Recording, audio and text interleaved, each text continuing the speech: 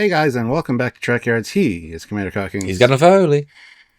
And yeah, we're here today to talk about episode 9 of season 3 of Strange New Worlds, Terrarium. I have no idea where the season's going. There's been no arc, no larger story, no following continuing character bits. Next week could be anything, Stuart. Absolutely anything. That'd be a great review, just to kind of do that the whole time. That'd be interesting. Yes. Kind of a sequel to TOS? Kind of? Prequel? Sequel? Well, if you ever wondered what would happen if Galileo 7 and Arena had a baby, this is it. Yeah. And if you ever wondered what giving the Ortegas actress all of her lines from the last 3 years in one episode would happen, and then times it by 5, this episode. I was going to say, you shouldn't be complaining. You wanted Ortega's episode, so... I'm not. I'm just saying.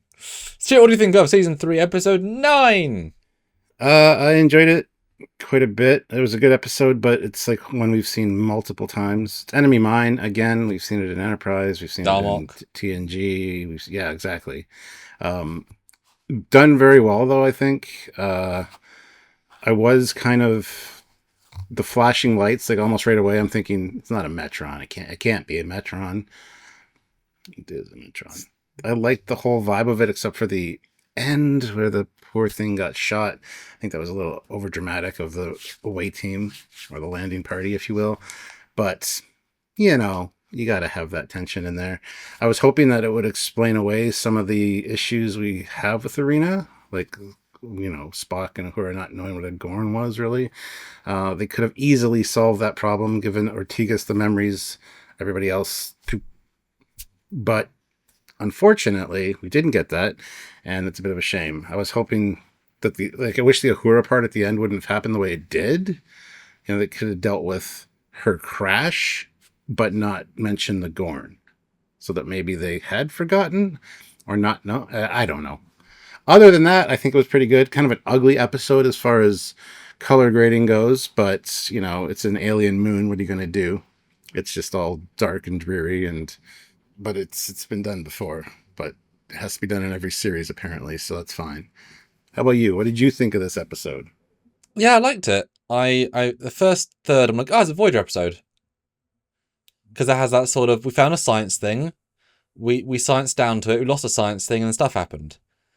I think literally Tuvok found a wormhole and then crashed on a planet and met that lady. So, but if that sort of like gentle pace, structure, science, everyone working as a team felt very Voyager, which I liked because I like Voyager. It was science first, with characterization to kind of get through it. I also got a lot of flashes of my character Anna Keeley from Trek Shorts, a cocky, fun pilot who talks to herself. Because I often get complaints about how she talks to herself. But A, that's a character trait some people have, and B, if you're alone in a situation, it's not fun to have them just be quiet. So if the logic of those people bitching at my films would be just Ortega's not saying a word and there's all those scenes of her in the shuttle, silent. Don't think it'd be quite as entertaining. So great to see her do stuff. I mean, she raced the challenge really well. She did a lot of good stuff.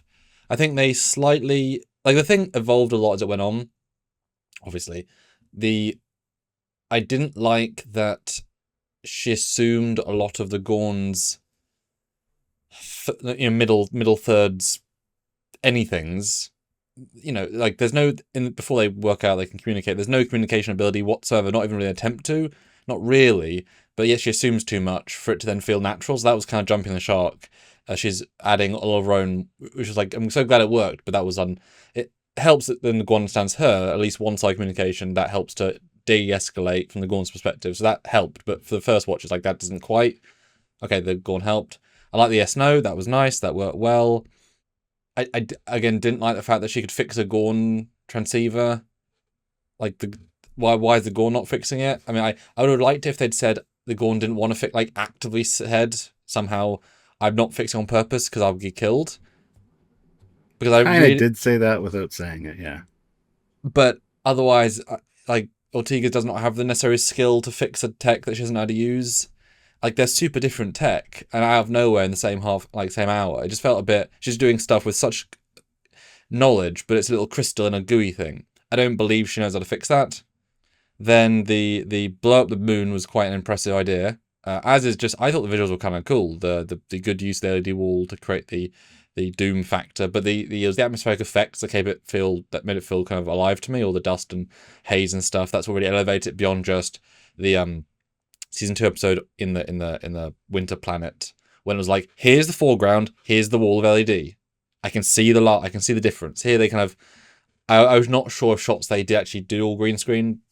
Good separation and depth they don't normally get, so that I thought was quite well done. The end is what both improves it and ruins it at the same time. That's kind of an odd feeling, because I like the explosion, I like the being saved. I was genuinely interested, really interested, to the Gorn being taken aboard the ship and dealing with that situation. I was like, right, we're going to do something really interesting here. And I don't believe for a single second, and it loses a lot of credibility of the episode, that La'an would beam down, her weapon would already be on kill, and she would kill this thing. Her gun would be on stun, not on kill. It's I do not believe that situation. At all. They're on stun. You don't kill first time. So no. They weren't expecting anything to be there besides Ortegas anyway, so yeah, absolutely. Like already they were overarmed. This is a rescue mission. Why have you got 4 tactical officers with assault with rifles? And you can't, I know you can't detect anything conceptually, but like there's no, it's not a landing party, that was an assault team. But the guns wouldn't be on kill. That's not the default setting. Doesn't matter if it's Lara or not, it is not. That is entirely wrong, and I'm not accepting that as a part of the story. It doesn't make a lick of sense. Like, had they made a point of slow-mowing and her changing it from stun to kill, I'd be like, La'an, that was a choice to have revenge. Because all weapons are set to stun. Never kill. It's exceptional, like, whenever are they killing Trek? Ever. Right? It's beyond rare. So I did not believe that bit for a second. It felt very, very contrived and very, very tacked on. I know we've got to not let Gorn in the canon, but you've already ruined that, Stranger Worlds. You've already destroyed that logic from TOS. You've literally destroyed it. So just embrace it, have her be on the ship and be classified. Like that, do that with it, right? Do something truly interesting there. So they definitely ruined that bit. But the Metrons came in, that was interesting. Again, didn't retcon canon even more, but at least they tried. And certainly halfway through, I'm like, is the flashing light? I definitely know it's an alien from TOS. I thought it'd be another alien from, like, another god alien. I kind of thought for a second it'd be Trelane, as in a callback to the same season.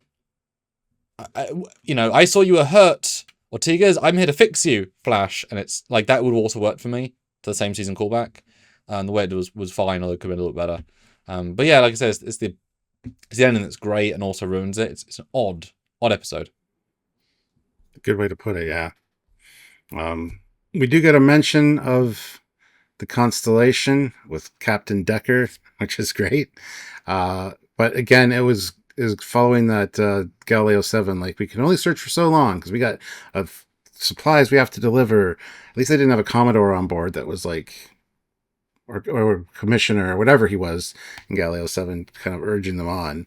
But it still had the exact same thing. Even the ending, lighting the flare, was the exact same thing as Galileo 7. So I think that they use that as very much as a crutch for this episode. And then, yeah, the Metron thing is Arena. So, like I said, Arena and Galileo 7 had a baby. This is it. Well, it's also odd that, yeah, I was fine with them needing to go and deliver resources to a planet, and it was great to a constellation. But if they're actually out of Federation space doing exploration in unknown quadrants, which means they've gone out past the border into unknown space, if they knew they had to go back into Federation space to deliver resources, why are they allowed to? Yeah, they're out of Federation space. They're beyond the borders. It's going to take days or weeks to get back, unless they're literally just outside the border, in which case this is not big unexplored space, which would feel silly. But again, Stranger Worlds never cares about time or space. They don't care. It's same day delivery, Amazon. You can travel anywhere in Federation space, same day. But I didn't realise that until he said, yeah, they're actually out. You can't just get back in to deliver supplies unless it's like 6 weeks. And why risk not killing the entire colony to go 6 weeks out of space and then back? That's ridiculous. It's just the ticking clock that you need for this story like this. Otherwise, they'd stick around for forever. Yeah, but also it made no difference anyway. Really, pace-wise, they did everything, and even once they said we're past the red line, they stayed longer, which meant no longer. Like, technically speaking, that means they can no longer get to the place on time, because that's what the red line means, right? That's the end of the... The red line for them was that the wormhole was going to crush the stuff. Oh, so the ship was destroyed in between scenes. Sure, yeah. Well, they said the red line, and I love the fact that if you watch that scene, Lara just walks very gently Or go rescue them. But you just watch the fireball that covers a planet. Just walk off the bridge, super chill. No urgency whatsoever. I think she's either probably dead, dying, or blown up. And you pass a red line, so your ship's about to blow up. Saunter to the transport room. I just find that amusing, because don't give us the red line comment unless you're going to do something with that, like pace-wise, and they absolutely didn't. You should have said we're approaching the red line Done. instead of we're at the red line. Yeah, well, I said past. They do that a lot. They do that in the Galileo 7 as well. Like, we have to go. So they start actually leaving, and they just turn all their sensors rear-facing so they catch that flare, right? But then they still have to go turn around and save them. So you've already passed your point of... It's fine. It's classic script writing that one more pass would have removed those slight plot elements that are just like, that doesn't work. You could have literally a script tweak, right? Yeah. The other thing that interests me quite a bit is at the beginning, they were talking about the Enterprise is doing this thing, which is basically studying ghost stories at sea, and usually that's a job for Division 12. I'm like, oh God, here we go. We got another Section 31. Yeah, was that a thing before? I was like, is that a thing? Is that new? No. What is that? And the funny thing is, that's not in the closed captions. That whole part about Division 12 is just gone. It's just nothing there when it's she so says classified they got out the subtitles. Exactly. So I'm interested in Division 12 now. But yeah, I thought that was an interesting thing, and I thought it would be brought back up, and it might be in another season or whatever, but it was just interesting that they dropped that, because it's like, you don't need that necessarily. I'll be honest, so much happened, that didn't linger at all past the moment it was said. It caught me right away, and it kind of stuck with me, like, yeah. To remind me, because there's so much in this episode, even though it's a simple A to B plot, a lot of little things happen. It's very which I think works, right? They have to cram with the stuff. Yeah, but I was actually really impressed by the middle, where I was fine with the idea of a castaway of Ortegas alone on a planet and then something. Fine with that. I saw a behind the scenes image of the actress Ortegas with a tech thing, which tells us it's the Gorn transmitter. I assumed that was just she finds an ancient civilization buried, and so I knew that was going to happen, but I had no idea, whatever. And when it's a Gorn reveal, that I thought was a mic drop of quality, because I was like, boom, you've made this episode actually interesting. Had it been a TOS, as in like, had they done the Gorn properly, and it was a TOS Gorn, I think it would have more effect. Just in general, because they need to be able to play that fully, because it's hard. It turns out it was a lot harder to do dialogue scenes with a dinosaur. Like when the animatronic, the full suit can do a lot less and a lot less well. Although it looked great, like it was well done. They used the limitations really well, but it was a lot more. You're talking to a dinosaur versus if it just been a real Gorn, like an actual Gorn. I think it would have you could have done more and made the message stronger, because the limitation of being so alien, I think, removed itself. They couldn't reach the heights of it, at least how I felt. I'm going to play devil's advocate for just a second. It is a female Gorn. Maybe the male Gorn are the ones we see in the arena. Maybe they're all female, except for the odd few. Anyway, I assumed it was going to be like non-gender specific. When she said, "Are you male?" Yeah. Disagree. Are you female? And we have seen a Gorn wedding, so there's no confusion on that. But I thought it was just going to be like one of those animals that doesn't have a gender, right? So, well, I say, we saw a Gorn wedding with the poppy and clearly defined with breasts and such. I mean, the Lower Deck's already done that. This is true. But I think that's actually a really, really salient point, and that might be the only retcon we need. That female Gorn are these weird ones, and we just happen to see the female warrior class. Yeah. I'd be fine with that. I wouldn't love it, but it'd be a valid, silly retcon. That being said, I really did like the Gorn look in this. The cloak and all that. You get to see the tail, you get to see the leg, and then that last shot of it, like, dead on the ground. Like, that's a beautiful shot. They used it to great effect for the way they did it. So, well, yeah, they got themselves into a corner of new visual canon, and they used it really well. I just think it would have been better had it been a real Gorn from the start. They could have done more with it. But they didn't do that. But yeah, otherwise it was good. Really liked the game scene. Teach each other games. That was a really, really fun, clever thing. Slightly again, you have to suspend disbelief of every second might count, and you've been there for 2 days, and the Enterprise can't stay that long. I'll take half an hour off and play chess. Little bit pacing wise, it was weird to just hard stop that game, but once you accept, okay, fine, whatever, they're having a break. It was really sweet and really nice, and I like the Gorn game, and I knew what they were gonna do with the piece and keep at the end. That was all telegraphed really well, and it's nice. Yeah, yeah. I kind of wish almost a little bit further. With the friendliness. You know, they did a good job. I love the fact they learned English. That's tremendous, because I feel like that's certainly implied in Arena, that it doesn't need the translator. That it just, I don't know. I felt that was implied. It already knew. I don't know. I guess the translation does it. I don't know. Yeah, well, the thing was a translator. Kirk was talking into it. It was understanding him. She jury-rigged a tricorder to just give yes or no answers, so. I guess it resonates with, like, pheromones or something. So it's not translating language, it's translating something else, because otherwise you could do more than yes or no, I guess. I don't know. But I wish they kind of went a little bit further with, you know, because it's a question-based thing, so you could have asked, you know, do you actually want to eat us? No. But they went a good amount, but I wish they went a little bit further too. Especially if they knew as the narrative that she could forget things, then you could have had it be a lot more, you know, why did you come and attack us? Was it because of the stars? Yes. Are you not that feral? No. And then she forgets it. Because I kind of expected right at the end the Metrons to just wipe everything and just change the entire crew. It's just crashed. And then it's just a blank hole of, oh, of course I did a buoy and whatever, you know. So I was kind of intrigued that we left that. Yeah. One of those final visuals, though, of them starting to beam out and then being frozen was really fantastic, though. Love that. Well, the Metron was a nice double twist. Like, you know something's going to happen, but to actually do it was nice. Yeah. Yeah, I think the Metron was cast well. If you go back and watch Arena. Which I did. You know. I watched a 3-minute scene of that right after that. I was like, okay, they're similar. And unlike a lot of the attempted prequel stuff, it doesn't devalue Arena, luckily. It's just they did a pre-experiment. It was a bit more brutal. Like, the setup was worse, rather than just, kidnap, fight. That's simpler. Crashing them and destroying shuttles, because you can kind of infer that maybe her losing the shuttle was them moving the ground. You know, you can kind of infer that they are changing the game as it goes along to create the problem.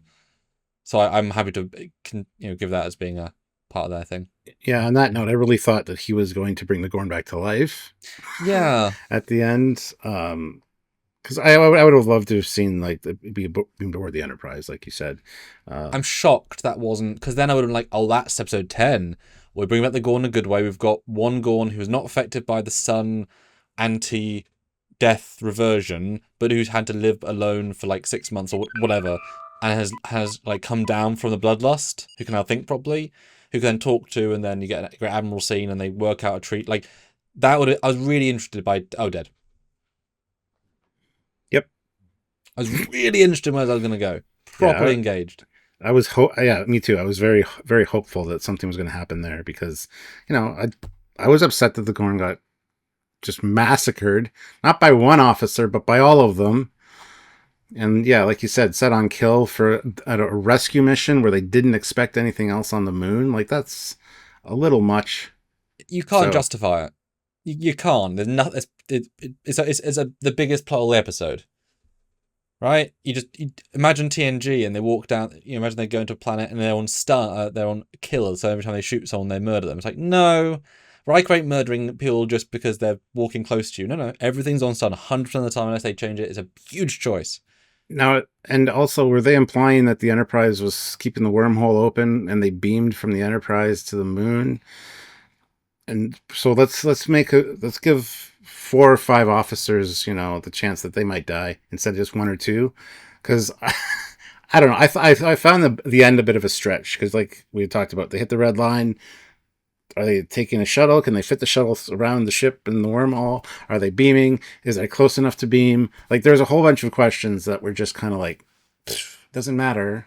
Yeah, how did they beam through shields, through a warp bubble, through the gravimetric of a wormhole, across near a gas giant, which is so close its atmosphere hits it, which means it was just nearby still, 4 people? I don't think TNG could do that, right? So I thought a shuttle was going to come in, land, they're going to come out, or a shuttle get in orbit and then beam down. Like, I was fine with that, but I was like, oh, you're doing that? You're in a wormhole, guys. You can't beam to the... You can't. There's not. Yeah. You through a warp field. Stop beaming through nothing. So that's it almost feels like because the first 80% is really well paced. It's really well constructed. It feels like they rewrote the end, the last like 6 minutes to change the ending because it feels so led up to something and it's so abrupt, but not in a nice, organic or refreshing way. It's damaging, I think. It was a good story, and the thing is, it was 56 minutes long. So I don't know if they were like, we have to shave some of this off, like at the end. We have to like condense this somehow. So they just kind of like got fluttery with it. I don't know. Because it was already a long episode as it was, and Didn't feel it it didn't. No. because it had enough iterations on the basic plot. It kept upping the stakes, kind of. But it feels like they rewrote the ending. Maybe the Gorn reaction was so poor for season 2. They changed. It just feels disconnected from the rest of the plot. Yeah. Now, And it could have been stun, as in they could have gone down, stun, massacre it with stun, and then beam it up. Same scene, change to stun, right? yeah, stun it, but it was already so wounded that it slowly died, because that would make it wouldn't give the impression that Lon's a monster. So Yeah, I know they really in quote unquote worked hard. That the Gorn comes out and kind of like grabs at Ortegas, sort of.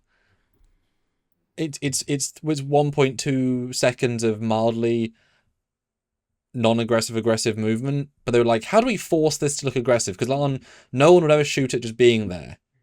plus they both came out of the same structure. So Together. Yeah. So after an explosion. Yeah. So I said, it doesn't work. That logically falls apart for me very quickly. Yeah. It's actually one of the biggest plots of the entire season. Ironically, that and the first episode, both Gorn just related. Gorn related. The other thing, Uhura manually overriding the calibrate like, I wish that when it popped up on Pike's on the display in front of Pike, it would have said MO beside it, like manual override. I like that he knew, and Spock was also beside her, and she paused for a second to do the so. But I love at the end it's acknowledged that I knew you fudged the numbers. I would have done it anyway. I would have liked to know the actual number. Was it 28? Oh no, it was 54. Okay, that's not so bad. Yeah, well, it felt like that. Double checking you assume is standard in Starfleet as just procedure. So I assume as soon as Uhura left, Spock's double going over a record, sees the discontinuity, tells Pike. Pike says, "That's close enough." Yeah, Pike would absolutely say it's close enough. Because that was pretty close. It wasn't like 30. It was 50. It was like 46. It was 54. Well, there you go. Reversed. It was close enough, right? Although it didn't, again, matter to the plot. Even at whatever percent, they still found 104 planetoids in like 6 minutes. Right? They set these sort of arbitrary things and none of them really paid off in any worthwhile way at the end when they just beam across. And also, if they make a whole giant thing about warp-capable shuttles being in this universe, why can't they just send a shuttle with the medical supplies? If it's that urgent, send a shuttle.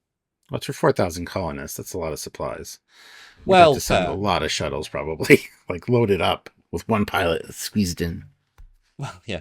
But if they were... I mean, it's not that practical solution, of course, but if it's like Enterprise being blown up in a wormhole in 1 hour and losing all supplies or sending supplies in 10 shuttles, at least try the shuttle plan. You can pick them up.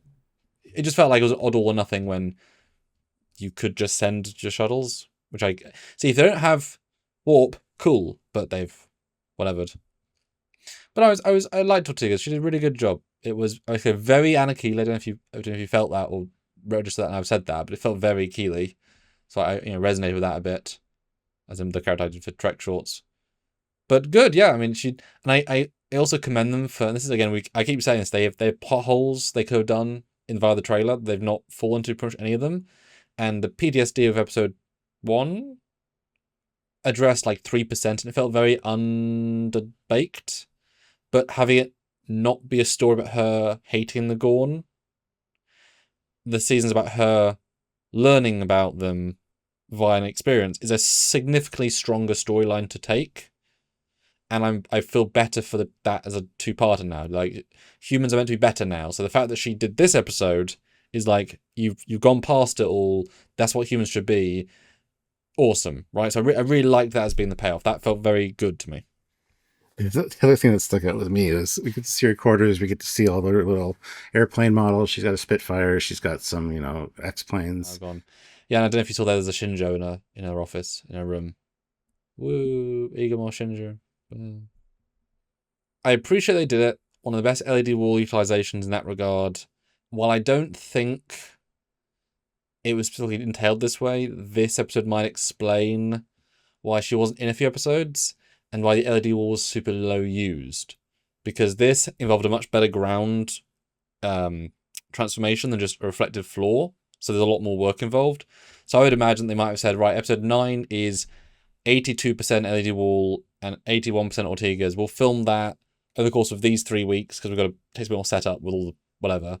While other people doing every other episode, so they can do the B team. So I felt like a very nice swap of resources, to let them film the season quicker. It's how I felt episode, because otherwise they're literally doing 2 weeks where the crew kind of get 2 days of filming and then the rest of the week off. So I think it was designed that way. I think that was a good choice because it worked well. They fully committed to the bits. What I'm trying to say, and it worked well. Yeah, no Chapel, no Mbanga, no Pelia, no Scotty. Didn't notice any of that. Wow. Yeah. Well, that's good though. It's a good story. You're invested, right? So. But also we've said that before. Like the ensemble nature limits each person's, and so because they actually just went full on, she got the screen time she deserved, and it felt not diluted. Everyone got a bit of everything. Even number one had some good lines. I mean, they're very, very standard lines, but she did well, I thought. Although it's funny how her job is to describe the obvious. We've got to go now, otherwise we won't be able to. It's like, yeah, I know. I'm the captain. It was my plan. But that's her job, right? His job is just to it's like Gwen from Galaxy Quest, just reiterate the computer, just to reiterate the problem. I know number one. I know the problem. She was the stand-in for the commissioner or the commodore that would have been there. Yeah. Knocking on Pike's head, going, "We got to go." Mm-hmm. Part of me, very, very small part, thought, again, time and space don't make sense in Strange Worlds, but part of me thought they might have called in the Constellation to help, and they would have recast a quick Decker, and it would have been a close lookalike sort of actor for one scene. Would have been nice. Very small thought. I forgot it halfway through, but that would have been a night, because 2 Connies. Yeah, that'd be a cool poem, 2 Connies. Yeah, when they said his name, I thought he's probably going to make an appearance at the end, even if they've wrapped everything up and they're delivering the stuff to him or whatever. But yeah. All right, guys. That's our discussion. We're not doing a live later today to review this. It'll be on Monday, so join us for that, where we're going to break it down in detail. So, but in the meantime, put your comments down below in the comment section what you thought about this episode and our discussion on it. And be sure to hit the like button, subscribe to the channel, and don't forget to click the bell notification icon so you get notified. And if you can and want to, Stuart, and you do want to, and you can. You can. You should. Yes. You can donate via Patreon. It is it's monthly. That's the monthly one. Or join the channel also monthly. Or Super Chat during a live. Or PayPal. God, there's so many ways. Just look at the links down below. If you do all of them, that's amazing. If you do some of them, that's great. If you do one, that is awesome as well. Anyway, helps the channel. That's right. So until next time, guys, he is Commander Cockings. Just kind of early. Bye, guys. Bye, guys.